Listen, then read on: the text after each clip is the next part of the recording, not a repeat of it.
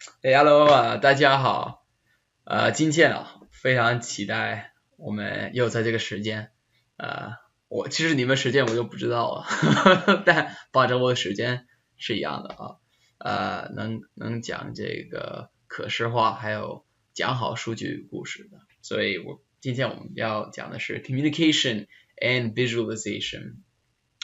And I want to start with a brief story about why I think communication and visualization is so important, and that is a presentation that I saw for a training a couple years ago, in which we were going to pick a winning team, and a winning team that presented something would get an internship. In this case, and I saw two teams go up. The first team went up. They were very confident, very excited for what they were going to do. And they presented using a random forest, which we talked about last time as a analytical technique using trees. And they got into the details, and they went from the details, and then they slowly got into why they picked the methodology. And then finally they said, and this is why it was an education company. This is why your education company should invest in more high school students, because that's the future of your company. And they were analytically great. They were very strong technically. You could see it. They understood the material. But by the time they finished their presentation, no one was listening. No one cared. And the final insight was never given to them. So they passed, and then the next team came up, and they started with a slide with a bold statement which just said, high school is the future. High school is the future. And they went from that first statement of why high school students were the target market for this education company. And little by little, they developed a reason for why. And they used many of the same analytical techniques. They talked about random forest, and they talked about how they got to that method. But they started with the reason, and immediately you could see that the people in this education company looked around at each other, and they said, maybe this is the future. And they finished the presentation, and 45 minutes went by. The judges went down, and they scored, and I got to see the results, and I announced it, and the winners were, as you might expect, the second team, the team that had the incredible communication and visualization of what they were doing. And I think this is one of the most important things that I want everyone to work on, whether you're technical or not, whether you have technical background or not. One of the single best predictors of whether someone who's an analytical professional will advance is whether or not they can communicate their results. So if they can communicate their results, they are destined to do more than if they couldn't. And many analytical professionals, many people who do data science forget about that. And if you forget about it, you will not succeed in this field. It will be very difficult for you to succeed in this field. And so that's why I'm really excited that we're going to be talking about communication and visualization. And that's what we're going to deep dive on today and with this week's homework. So in this week, we have three main objectives. One, we want to expand your ability to speak and communicate about analytics. Two, we want you to explore best practices for visualizations. And three, we want you to explain how great analytical presentations happen in PowerPoint. And this is not specific to PowerPoint. It is for any type of presentation, but we want to give you some examples of how you might do that. And I'm really excited about this. If you have watched our live on on Ma Feng Wo on our second week, you'll realize that what the Ma Xiaosheng Bibi did used many of these techniques that we'll describe. So at the end of this course, if you know how to find the data that Xiaosheng Bibi found on Ma Feng Wo, you should be able to do the exact same thing that they did, which I think is some of the most important data science of the year. You'll be able to communicate effectively, you'll use best practice for data visualization, and by the way, you'll do even better than Ma Feng Wo. So what are we going to specifically learn about for this module? So we're going to learn three main things. We have the communication toolkit, we have visualization best practices, and then finally we have presenting analytics through PowerPoint. So we're going to touch on each of these three, and we will return to each of these in turn. So we're also going to talk about the final, this presentation. This is going to be similar to what we did last week. You'll be taking your presentation and making it into a effective presentation using PowerPoint. You're going to make 5 to 10 pages. Focus on the communication skills that we talked about. Top-down communication. You're going to talk about using visualizations that speak for themselves, and you're going to use some of the best practices in PowerPoint so that you can show to your manager, show to everyone around you that you understand what it is that we're describing, what we're talking about. So that is going to be the learning module for today, and that's going to be your homework for today. And it reminds me actually of a quote which I liked by Jean-Paul Eisen, and he said, being a data scientist is not only about being a data cruncher. So it's not just about working in the data, but it's also about communicating their findings to the business. So it's not just about being very technical. It's about taking that technical knowledge and expanding it, having a much larger impact because of that technical knowledge. So that's what we're going to be focusing on today. That's what we're going to be focusing on for this week, and we're going to be pushing you to go beyond just the data to really answering the business questions. And I think that's going to be a really useful exercise for you guys. And if you guys really dive into this and take in these lessons, it will have big impacts on your careers and your ability to communicate with data scientists or communicate as a data scientist. So that's some of the motivation for today. And let's go into some of the contents, and we're going to talk about the communication toolkit. So let's talk about your communication toolkit. So how can you speak effectively for a audience of business leaders, for audience of peers, for people, for your students, so that they are excited about what you're saying and so that they believe what you're saying. And I am really glad we got to talk about the Ma Feng Wo scandal, because I think that's a really good example of something that I describe and that many people describe as top-down communication or pyramid communication.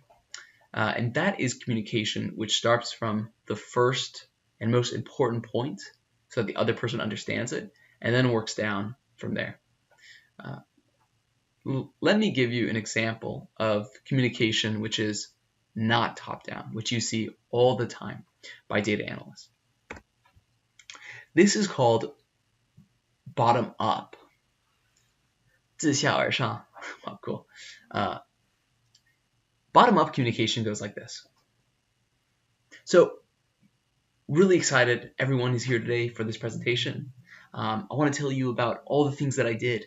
So I went through 100 data points for this prestige data set. I had 6 fields that we investigated. I ran a linear regression.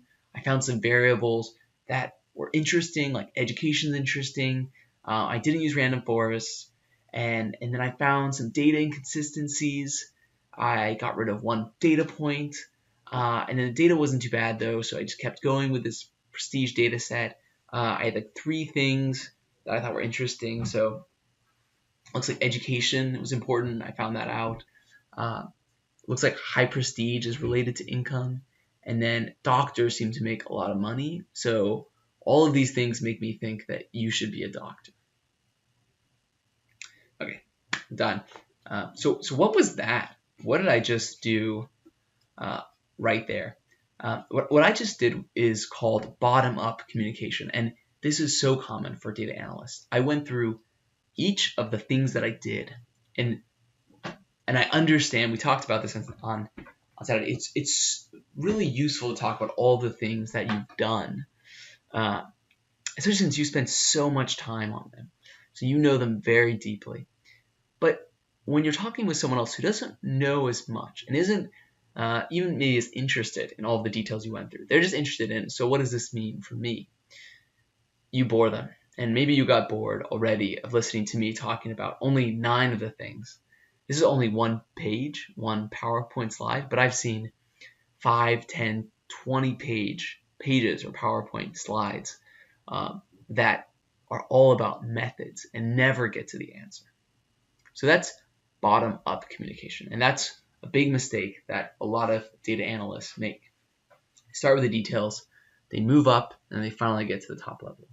This is actually what you learn in school to do. Start with the evidence, move up to conclusions, and then move up to a high-level takeaway. In business and in most workplaces, a more effective way is to use top-down communication. And top-down communication could go like this. So we've done our analyses, and we believe that you should become a doctor. And I think there are 3 main reasons for that. 1, we've shown that doctors have high education, that education is related to high income. 2, prestige we've also found is related to high income, and doctors are have significantly high correlation with prestige. And 3, doctors, accounting for both education and prestige, have a high income in and of themselves. So doctor is different from others, so that's why we think you should be a doctor. We can talk about some of the details. We use a linear regression, for example, and we clean the data to some extent. But those are the main takeaways for you to learn. Done. So in that case, there's probably questions you have. And admittedly, the problem with this type of communication is that there are these open holes. Well, how did you do this? How did you do that? How many data points were there? In that case, if someone asks you that, you can still dive into those details. And in fact, at the end, I could have continued for another 2, 3, 4 minutes. I could have said, well, let's talk about all the data points I used. I used 6 fields that I investigated. I used historical data. I found that education and prestige are related to one another, so maybe they're too correlated to use, whatever it might be. In this case, though, I only give that extra detail if it's needed, not immediately. And even if you forget everything that I say, you remember my first 15 seconds, which is just, you should be a doctor. And there are 3 reasons. High education, high income, doctor's an outlier in both. Done. It's enough for you to know. So that's what we're going to practice today. It's not natural for most of us to do top-down communication. Most of us start in the details, work our way up, and finally get to an answer. But we're going to try to flip that and work with you so that you can communicate effectively with others. And this is often referred to as the pyramid principle of communication. The pyramid principle starts with a governing thought. So it states the answer to the question that the reader is wondering about. So what's the hypothesis? The next level is the major points. How did you get to these major points? So 1, 2, 3, this is what I believe. It might be 4, it might be 2, but these are the major points. And then finally, what are the data and facts that support that? Now, what's difficult about this is that this is completely different from how data analysts use data, right? We use data, we start, it's more of a circle than a top-down. We get data, we explore it, we run some initial models, we clean it, we explore it again, we run some more models, we clean it. It's more of a circle. And that circle eventually leads to an answer. But even though the process is more of like a circle, you can restructure it and start with the answer and then move down so that it's easier to understand.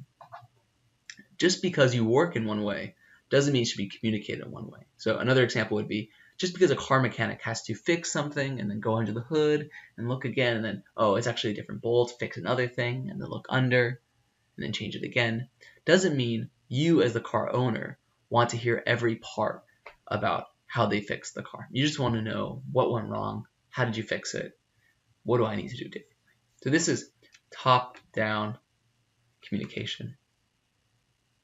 And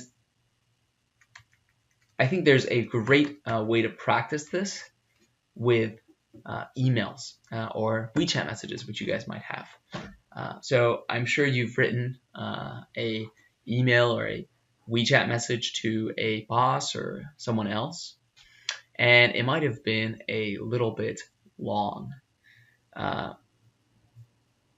So in order to practice top-down communication, let's rewrite this email. So how can we make this email so that the most important point comes out front, it's very easy to know, and then supporting facts come beneath. So this is just practice for you.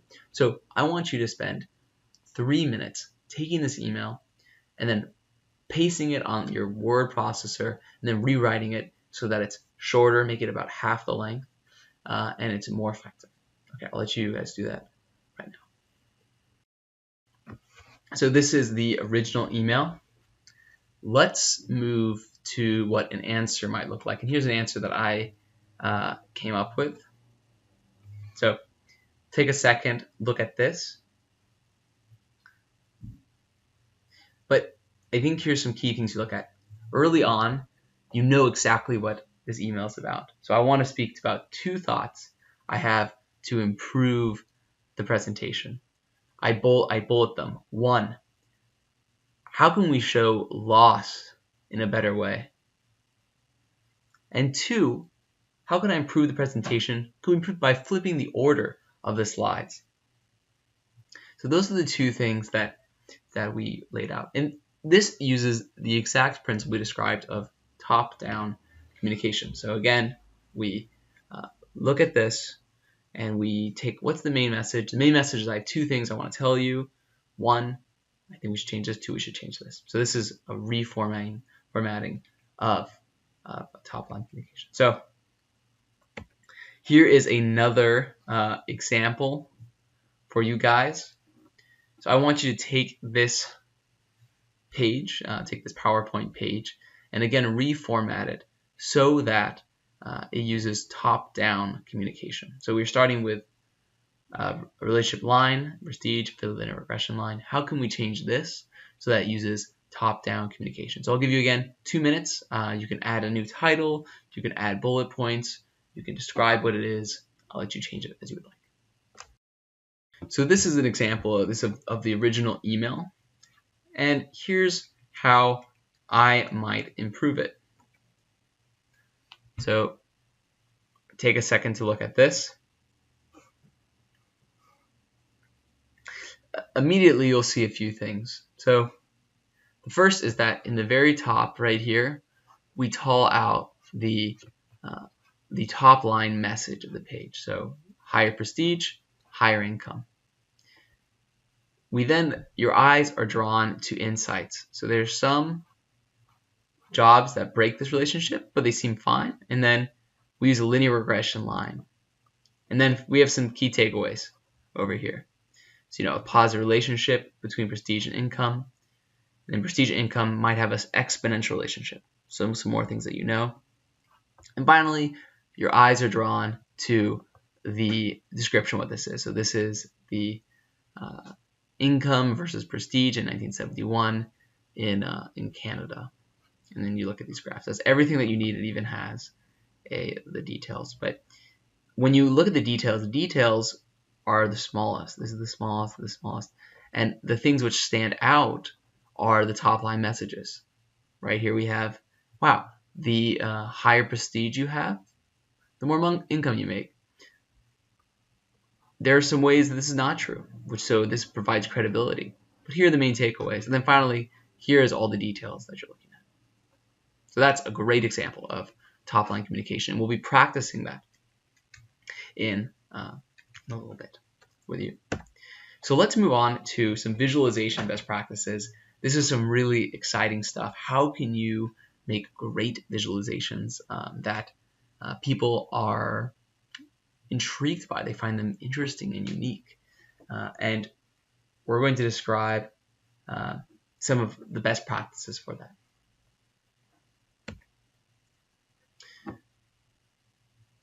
So let's think about some of the goals of communication and visualization. For visualization, there are really two main goals. The first is communicating. So it is explaining something.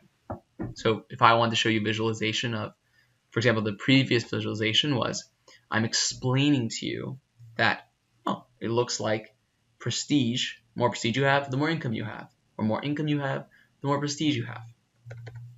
That's explaining something to you.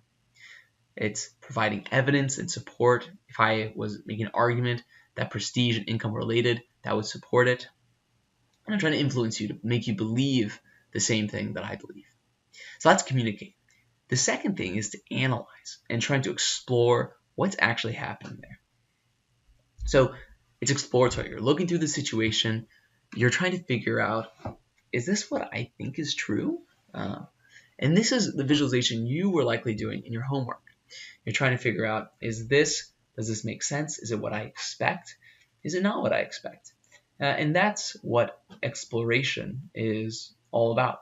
So does this align with your previous understanding of the work? So that is going to be the exploration part. So analyze and explore.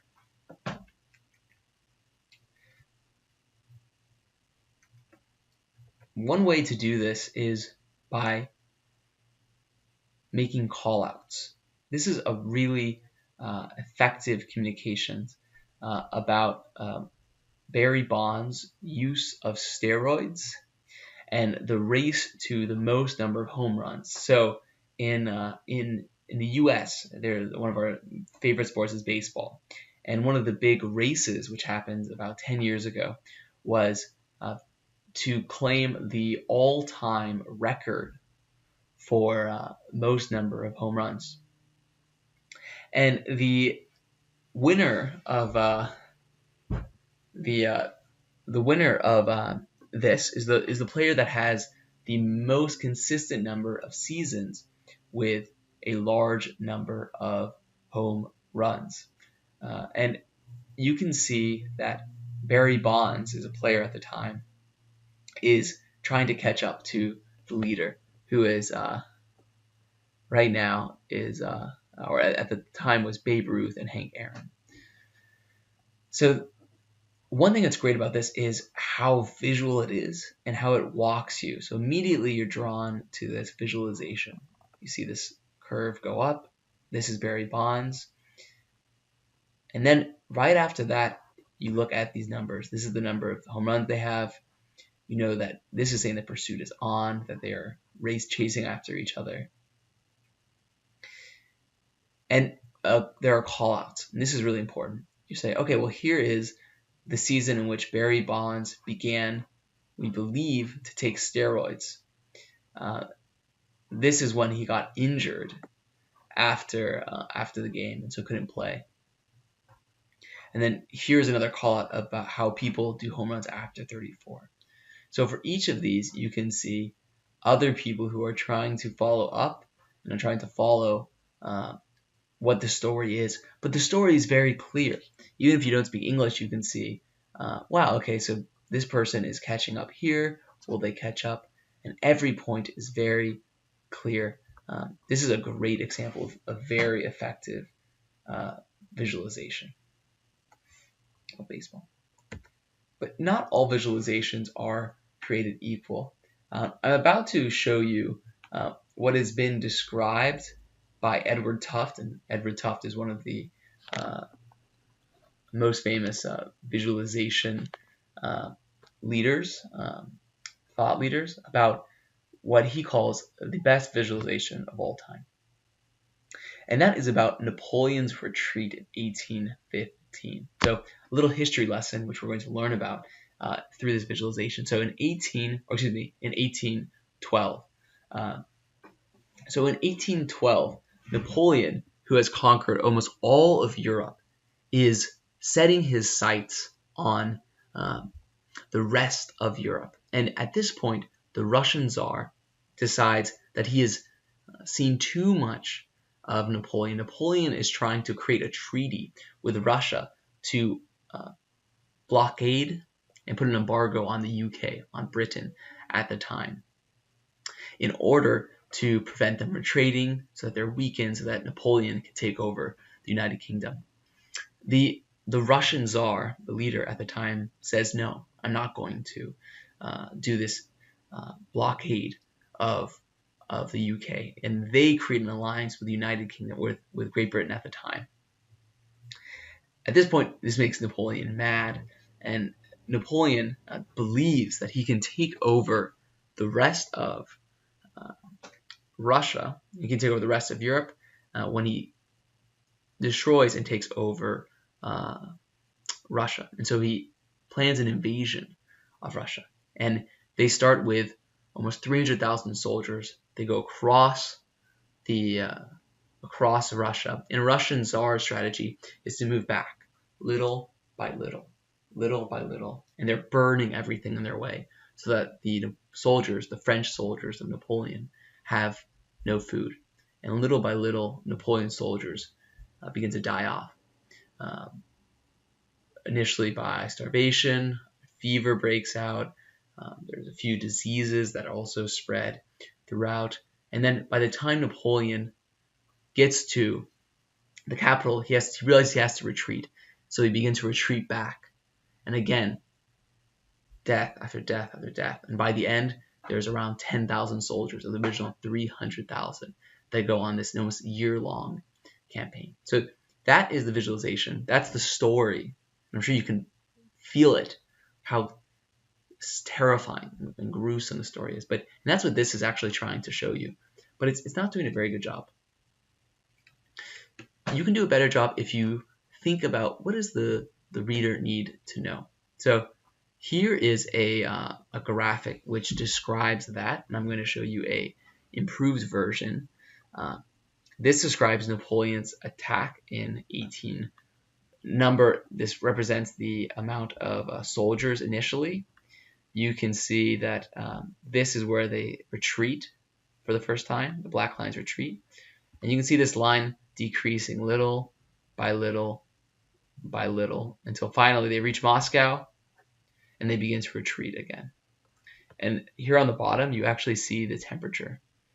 Temperature is going up, and then the temperature goes down across the retreat. So by the time they leave and get back in 1813, they have lost almost everyone. And here's an even better version. You notice the use of color to make this seem even more gruesome, more painful. So this is the Russian campaign. It starts, goes to here, and it finally ends with around 10,000 soldiers. -26. So look at these temperatures. -26 is all Celsius.